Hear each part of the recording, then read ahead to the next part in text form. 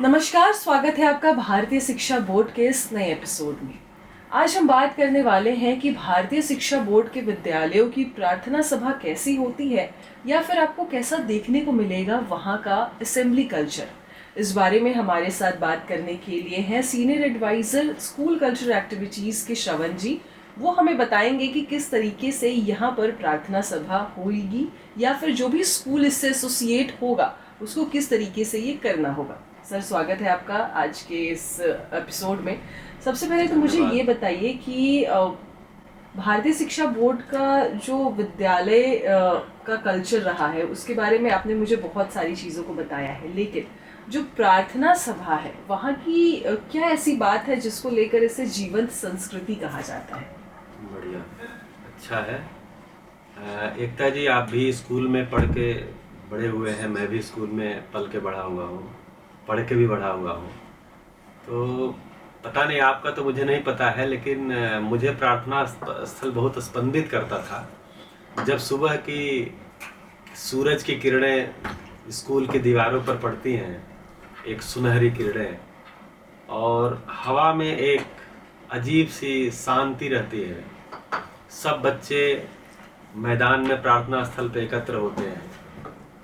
उसी समय जब घंटी की आवाज़ सुनाई देती है तो पूरा वहाँ का वातावरण एक तरह से जग उठता है। तो जो प्रार्थना सभा है वो विद्यालय का प्रारंभ ही नहीं है। प्रार्थना सभा एक तरह से स्कूल की आत्मा का जागरण है। हम वहीं से शुरुआत करते हैं। तो बच्चे जो अगर उनका मन रम गया प्रार्थना स्थल पर, तो जो संस्कार है ना, क्योंकि दो चीजें होती हैं, शिक्षा और संस्कार। तो जो कुछ भी हम उनको सिखा रहे हैं वो उनको समझ में आ जाए, ये शिक्षा है। लेकिन वो समझ करके उनके आचरण में आ जाए, ये संस्कार है। तो संस्कार निर्माण का जो एक जगह है प्रतिदिन का, वो है प्रार्थना सभा। इसलिए इसको गंभीरता से लेना बहुत आवश्यक है। अच्छा, जब विद्यालयों की शुरुआत होती है ना, बच्चे जब स्कूल आते हैं तो सबसे पहले असेंबली ही अटेंड करते हैं, यानी कि प्रार्थना सभा ही अटेंड करते हैं। तो इसको खुशियों का आरंभ कैसे बनाया जा सकता है ताकि बच्चे बहुत पॉजिटिव रहें और उनके अंदर एक पॉजिटिव एनर्जी रहे पूरे दिन? बिल्कुल, मतलब वो प्रार्थना स्थल का इंतजार करें। बिल्कुल। जैसे जब किसी चीज का आप इंतजार करते हैं, इसका मतलब आपका रुचि है उसमें, आप चाहते हैं उसमें जाना। तो प्रार्थना स्थल की जो गतिविधियां हैं, वो गतिविधियां भारतीय शिक्षा बोर्ड के विद्यालयों में उसको में विविधता है। जब गतिविधियों में विविधता होती है और बच्चे उसमें इन्वॉल्व होते हैं, अधिकतर बच्चों की भागीदारी होती है, तो उनको खुशी उसमें आती है। तो खुशियों का आरंभ, इसलिए इसको कह रहे हैं कि खुशियों का आरंभ है। तो विविधता क्या है? एक तो प्रार्थना में विविधता, एक ही प्रार्थना रोज नहीं, प्रार्थना बदल बदल के सप्ताह में रोज का प्रार्थना भी अलग कर सकते हैं। दूसरा, उसमें जो और भी गतिविधियां होती हैं, तो एक तो कुछ सामान्य गतिविधियां हैं कि कुछ प्रमुख सूचनाओं से, समाचारों से अवगत कराना, कोई सुभाषित पढ़ना, कोई संस्कृत के श्लोक पढ़ना, उसके अर्थ बताना। हालांकि ये भी सामान्य नहीं है। रोज रोज सुनना कोई चीज और उस पर ध्यान जाना, इससे ही संस्कार बनता है। लेकिन हमने कुछ और चीज हम लोगों ने जोड़ा है। जैसे एक है कि भारतीय ज्ञान परंपरा का प्रतिदिन प्रस्तुतिकरण। ये भारतीय शिक्षा बोर्ड के विद्यालयों में एक प्रस्तावित है कि 2 से 3 मिनट हम भारतीय ज्ञान परंपरा में जो हमारी सांस्कृतिक यात्रा रही है, उस यात्रा की कुछ चीजों को हम 2 से 3 मिनट देंगे। उसका बाकायदे जो प्रार्थना स्थल का, हाँ, और हमारा जो प्रार्थना स्थल का कोऑर्डिनेटर होगा, उसकी प्रतिदिन की एक्सरसाइज रहेगी कि किस घटना के लिए, किस इवेंट के लिए, किस कार्यक्रम के लिए किन बच्चों को तैयार करना है। मतलब ये चूंकि क्या है ना, अभी प्रार्थना स्थल को को करिकुलर एक्टिविटी मानते हैं हम लोग, इसको कोर करिकुलर एक्टिविटी बोल रहे हैं। को नहीं है, कोर है ये। तो कोर करिकुलर के रूप में तो शिक्षण का पार्ट है, क्योंकि प्रार्थना स्थल एक ऐसी जगह है जहां बच्चे की मैं से हम की तरफ यात्रा होती है। हर बच्चा एक दूसरे को सहयोग के भाव से देखता है। जब एक दूसरे को सहयोग करता है और एक दूसरे को धन्यवाद देता है, तो वहां से कृतज्ञता मूल्य विकसित होता है। बच्चों को हम उसमें इन्वॉल्व करते हैं, उनको बताते हैं ये कार्यक्रम को आपको करना है, अच्छे से करना है, तो उनमें नेतृत्व क्षमता विकसित होती है। स्नेह का वातावरण, ये जो श्रद्धा का वातावरण, हम प्रार्थना करते हैं तो कोई स्तुति गान करते हैं तो श्रद्धा एक मूल्य है। श्रद्धा कौन सा मूल्य है कि किसी श्रेष्ठ की श्रेष्ठता को स्वीकार पाना और वैसी श्रेष्ठता मेरे में आ जाए, इसके लिए प्रयास शुरू कर देना, इसको अपने कल्पना में लाना, ये श्रद्धा है। तो प्रार्थना स्थल श्रद्धा का भी एक जगह है। तो इसलिए कह रहे हैं कि जब ये सारी विविधताएं होती हैं, बच्चों को अच्छा लगता है, एक शांत वातावरण, शांत है इस हिसाब से कि सभी अनुशासन में है। ऐसा नहीं है कि कुछ हो नहीं रहा, वहाँ हो रहा है, बहुत की चीजें हो रही हैं, लेकिन फिर भी शांत है, क्योंकि जो कुछ भी हो रहा है वो अनुशासन में हो रहा है। स्थिरता का मतलब ये नहीं है चीजें रुकी हुई हैं, ब्रह्मांड में कुछ भी रुका नहीं है, लेकिन ब्रह्मांड स्थिर है। क्यों? क्योंकि इसमें जो कुछ भी हो रहा है नित्य हो रहा है, निरंतर हो रहा है, एक डिसिप्लिन में हो रहा है, फिर बोल रहे हैं स्थिर है। तो वैसे ही हमारा प्रार्थना स्थल भी स्थिर है, शांत है, लेकिन अनुशासन में है। हर बच्चा, हर शिक्षक और जो कुछ भी कार्यक्रम हो रहे हैं सब में अनुशासन है। तो प्रार्थना स्थल ऐसी जगह है जहां हम बच्चे का संस्कार करते हैं, और बच्चे को जब उन चीजों में भाग लेता है, उन चीजों को सुनता है, उन चीजों को देखता है, उसको वैसा बनने की प्रेरणा मिलती है, तो उसका इंतजार करता है। इसको कह रहे हैं खुशियों का आरंभ है। अच्छा, मैंने सुना है कि भारतीय शिक्षा बोर्ड के जितने विद्यालय जुड़े हुए हैं या फिर जितने जुड़ने वाले हैं, हर जगह ध्यान करवाया जाता है, या उनको बोला जाएगा कि वो ध्यान करवाए जो भी एसोसिएट होंगे। तो इसका क्या इम्पोर्टेंस है, क्या महत्व है? हाँ, ध्यान तो भारत की एक प्राचीन परंपरा है। ध्यान किया ही इसीलिए जाता है कि मन स्थिर हो जाए, क्योंकि जब हम कोई चीज को ग्रहण करने के लिए तैयार हैं, शिक्षा में हम जब स्कूल में आए हैं तो क्या करने के लिए तैयार हैं? हमारा भावनात्मक, हमारा संज्ञानात्मक, हमारा क्रियात्मक तीनों विकास होना है। तो प्रार्थना स्थल तो एक भावनात्मक विकास का केंद्र है ही है, लेकिन जो शैक्षणिक क्रियाकलाप है, उस शैक्षणिक क्रियाकलाप में दिन भर जब वो पार्टिसिपेट करेगा तो उसके लिए तैयारी ध्यान है। ध्यान 3 मिनट का ध्यान, 2 से 3 मिनट के ध्यान प्रस्तावित किया गया है। 2-3 मिनट का ध्यान करने से जितनी भी हलचल है, बच्चा जब घर से आता है तो बहुत सारी हलचलों से आता है। घर में एक अलग तरह की हलचल, फिर रास्ते की अलग तरह की हलचल, विद्यालय में आकर के एक अलग तरह की हलचल। इन तमाम हलचलों से होते हुए बच्चा आता है, तो उन हलचलों को शांत करने का जो एक प्रक्रिया है उसको बोल रहे हैं ध्यान। ध्यान की विधि तो इसमें बहुत सारी विधियां प्रस्तावित की गई हैं। ध्वनियों पे ध्यान देना, अपने श्वास पे ध्यान देना, मतलब तरीका कुछ भी है, उसमें बहुत सारे तरीके बता रहे हैं। कृतज्ञता पे ध्यान देना, जैसे एक ध्यान की प्रक्रिया बताई गई है कि हमारे लिए बहुत सारे लोग कुछ न कुछ करते हैं। मनुष्य ही एक ऐसी इकाई है धरती पर जो दूसरी इकाइयों के सहयोग के बिना, प्रत्यक्ष सहयोग के बिना जिंदा भी नहीं रह सकता। जैसे हम सभी शहर में रहते हैं, अभी तो शहर में आ गए, तो हम सभी शहर में रहते हैं, तो शहर में रहने वाला आदमी 99% या कभी 100% भी दूसरों पर ही निर्भर है। एक भी सुविधा खुद उत्पादन नहीं करता हो। अभी तो पका पकाया खाना भी दूसरों से मंगा के खा रहा है, तो पूरी निर्भरता।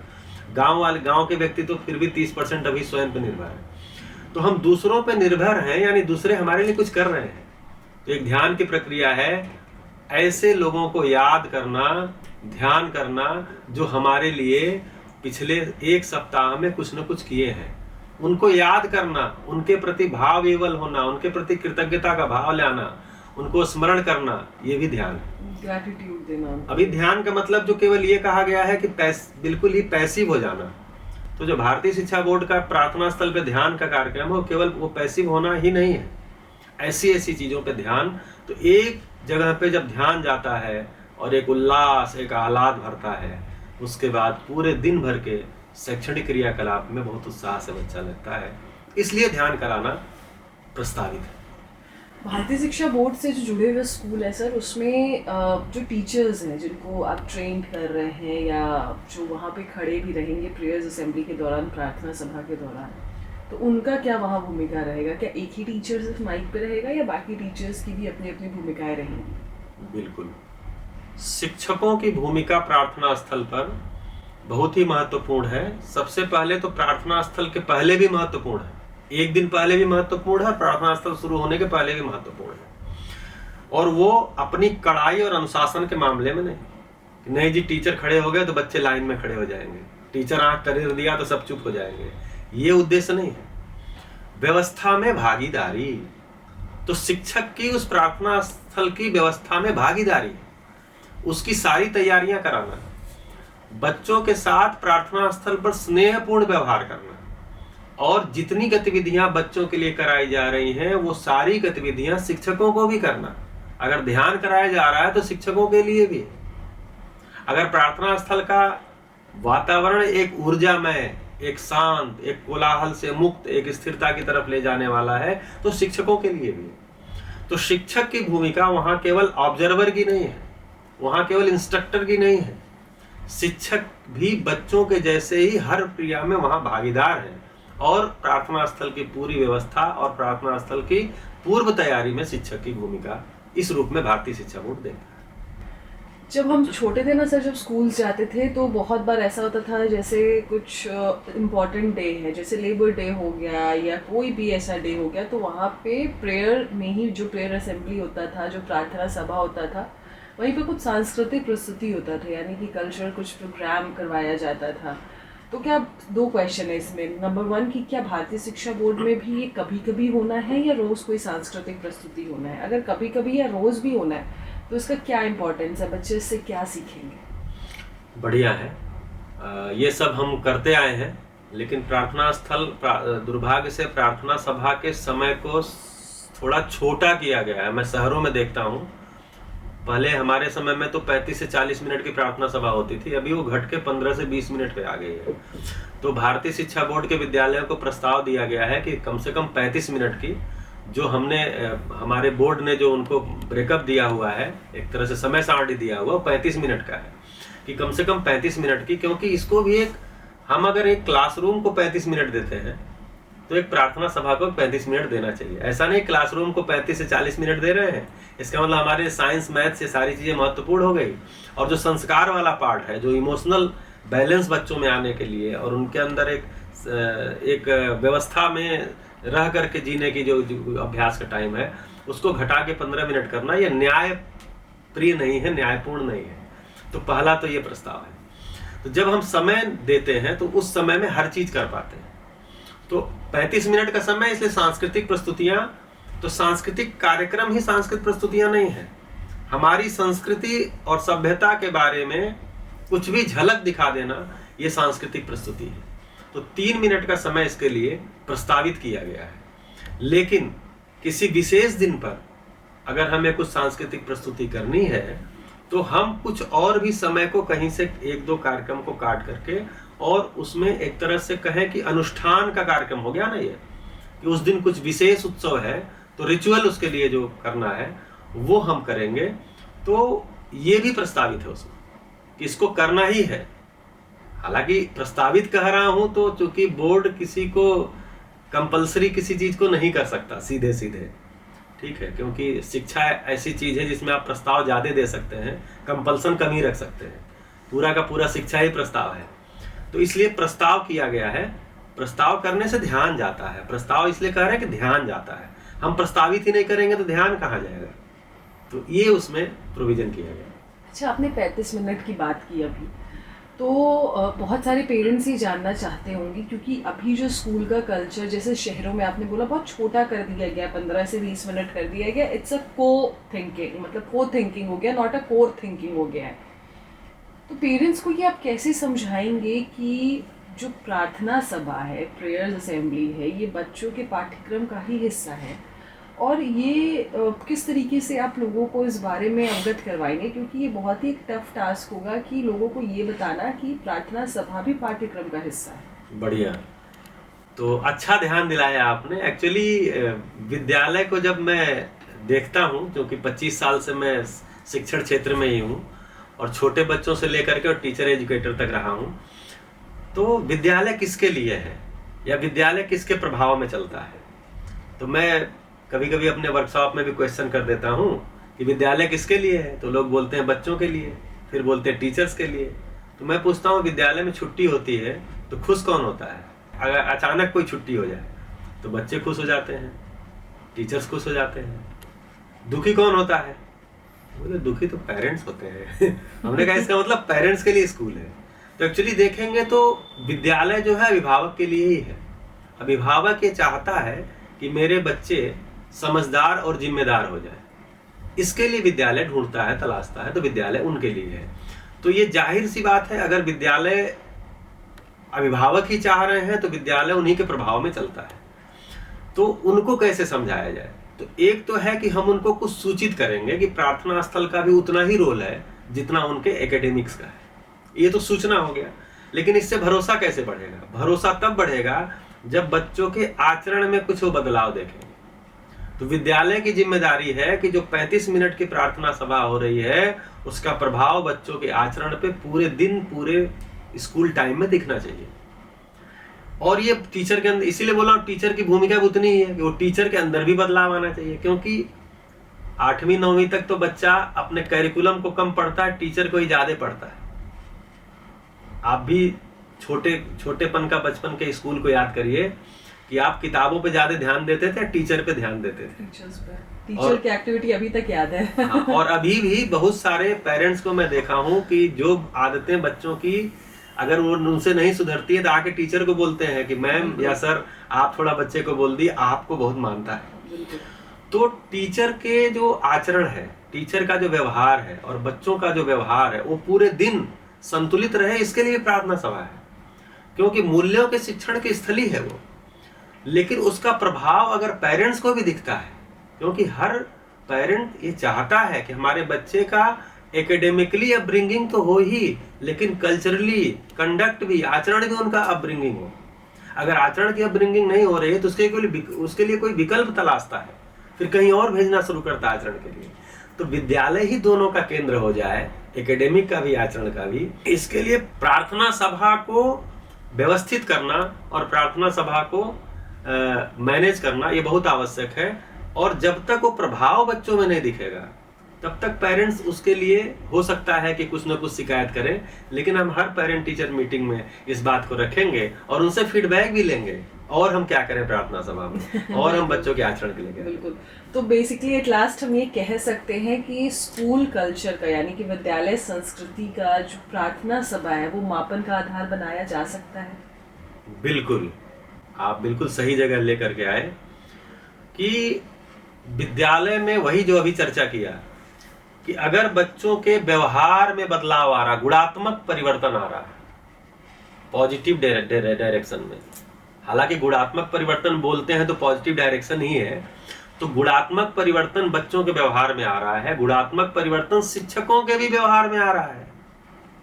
ये नहीं कि शिक्षक के लिए प्रार्थना स्थल नहीं है, शिक्षकों को वहां से कोई सीख नहीं मिल रही, नहीं, शिक्षकों को भी सीख मिल रही है, शिक्षक भी अभ्यास कर रहे हैं, शिक्षक के भी व्यवहार में बदलाव आ रहा है, बच्चों के भी व्यवहार में बदलाव आ रहा है, शिक्षक और बच्चों के संबंध में बदलाव आ रहा है, संबंध के निभाने में बदलाव आ रहा है, बच्चों का प्रकृति के प्रति दृष्टिकोण, जो प्रकृति के साथ संबंध है उसके प्रति दृष्टिकोण एक व्यवस्था के अर्थ में बदल रहा है। अगर ये सारा बदलाव आ रहा है तो इसका मतलब उस विद्यालय में प्रार्थना स्थल पर जो गतिविधियां हो रही हैं वो बहुत प्रभावकारी हैं। ये उसके मापन का आधार है। मतलब हम उसको प्रार्थना स्थल पे कार्यक्रम करा रहे हैं और मेजरमेंट किस में कर रहे हैं? व्यवहार में बदलाव में। व्यवहार में बदलाव हो रहा है तो उसका हमको दिख रहा है कि नहीं, काम तो ठीक हो रहा है। तो एक्चुअली मापन हम चाहें तो कोई इसका टूल बना सकते हैं, भारतीय शिक्षा बोर्ड भी टूल बना देगा, अगर डिमांड आएगी तो हम टूल भी बना देंगे, उसका इवेल्युएशन मापन भी कर लेंगे और उसको हम डिजिट्स में भी ले आएंगे, उसका रिसर्च भी कर लेंगे। मतलब मेरा तो प्रस्ताव है कि विद्यालयों को रिसर्च भी करानी चाहिए इन चीजों पर, उसकी रिपोर्ट भी निकालनी चाहिए, क्योंकि तभी इसमें रुचि बढ़ेगी। अगर रिपोर्ट में नहीं आया, रिसर्च में नहीं आया तो लोगों को बोझिल सा लगेगा। मैं बहुत सारे स्कूल में जाता हूँ, चूंकि देश में भी जाता हूँ बहुत सारे स्कूल में, जो नामी स्कूल है उन्होंने मॉर्निंग असेंबली सस्पेंड कर दी, नहीं कराते, वो वीकली कराते हैं। बहुत बड़ी दुर्भाग्य की कमरे बात में है। ही कुछ करा दिए 15 मिनट, 5 मिनट, 7 मिनट हो गया।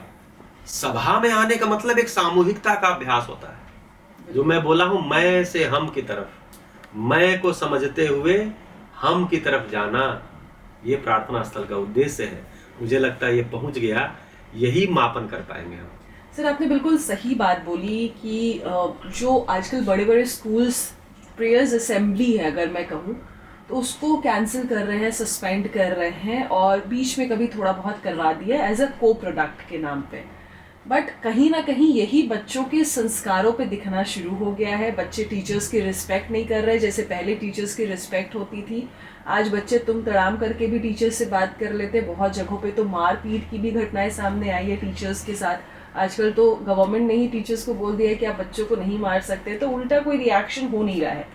तो ये सब में एक यही सोल्यूशन है जो भारतीय शिक्षा बोर्ड लेके आया है कि क्लासेस शुरू होने से पहले आपके बच्चे 35 मिनट, 30 से 35 मिनट एटलीस्ट प्रेयर असेंबली में रहे, ताकि उन्हें पता चले कि संस्कार क्या होता है या हमारे भारत की संस्कृति कैसी है, कैसे हम अपने गुरुओं का सम्मान करते हैं और किस तरीके से ये हमें आने वाले कल के लिए एक बेहतर इंसान बनाता है। थैंक यू सर, बहुत अच्छा लगा धन्यवाद। आपसे जान के। और हम फिर मिलते हैं भारतीय शिक्षा बोर्ड के एक नए एपिसोड में। तब तक आप देखते रहिए हमारा ये चैनल।